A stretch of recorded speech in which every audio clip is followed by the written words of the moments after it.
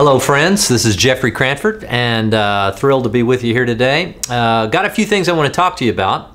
I think through the years, I've probably been doing this about 20 years. That is doing fellowship groups, meeting with men and women, sometimes in the evenings, and behind the walls of these country clubs for now, again, going on 20 years. And I would say there's two fundamental questions that always have to be addressed. Number one, who am I? And number two, why am I here? And one of the things I want to address today is the why am I here part. What is my calling? This really gets to the issue of calling. What is my calling? Do I have a calling? I think there's a long tradition and a sense in which my calling, I really don't have a calling unless I'm a pastor or a full-time minister or something to that effect. And I want to really try to begin to talk to you just for a few minutes here, and I want to go all the way back to the time of the Babylonian captivity.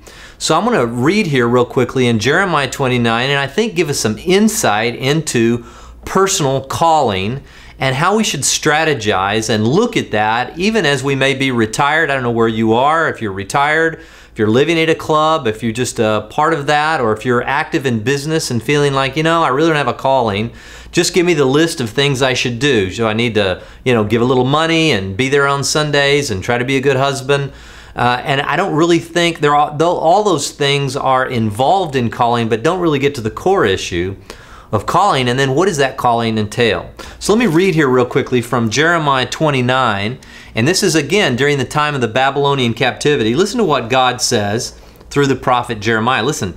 He says, to all the exiles whom I've sent into exile from Jerusalem to Babylon, build houses and live in them, and plant gardens and eat their produce, take wives and become the fathers of sons and daughters, and take wives for your sons and give your daughters to husbands that they may bear sons and daughters and multiply there and do not decrease. Now you got to remember, this is during a time where many of the Jews said, hey, we're going to be released. God's going to set us free from here. We're going to go back.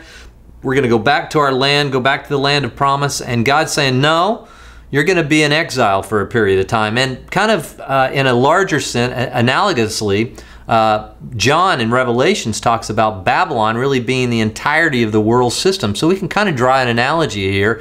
In some ways, we're in Babylon today. We'll return to the heavenly city Zion, to a restored earth one day when Jesus comes back. But right now, in a sense, we're in a place of captivity.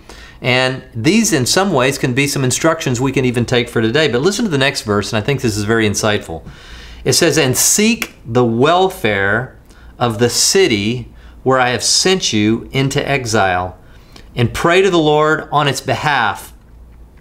For in its welfare you will have welfare, thus says the Lord. So there's a real strong principle here. In fact, Paul alludes to it a little bit in 1 Corinthians chapter 7. He talks about staying in the condition in which you were found. In other words, he was even talking to slaves. He said, look, if you're a slave, don't even seek to be set free. Go ahead and be that, and be the light in that world. Bloom, in a sense, bloom where you are planted.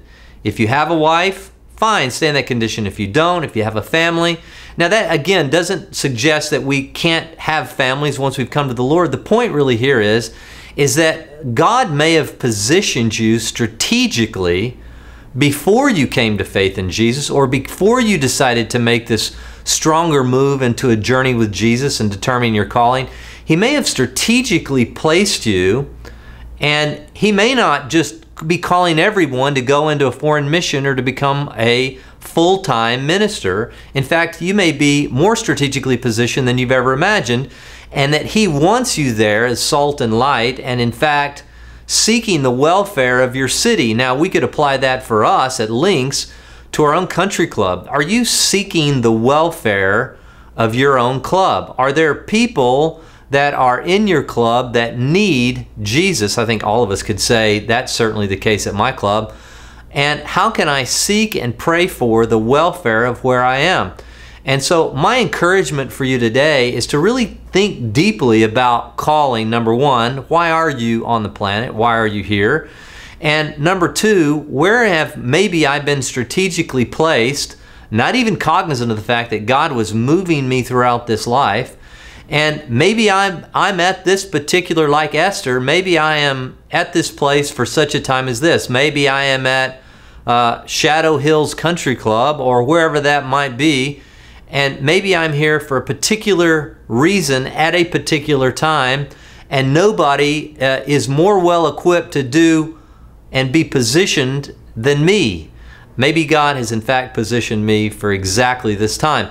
And I think if we can begin to think in those terms and think about our clubs as a city, as a microcosm of a larger community, but today we're so disjointed with the internet and social media and television and cable and everything we have. It's interesting how we're even connected to people. Oftentimes people don't even know their next door neighbor, and yet they may know somebody very well at their own country club and have a social network there. So I want you to think today just about blooming exactly where you've been planted.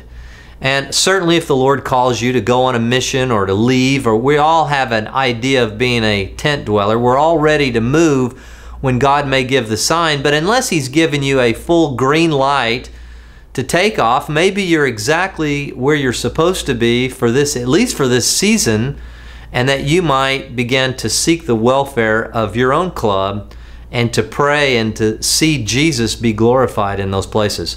So anyway, just a little thought for you today. I hope that helps. We'll be coming to you again in future segments and continue to elaborate on this issue of calling.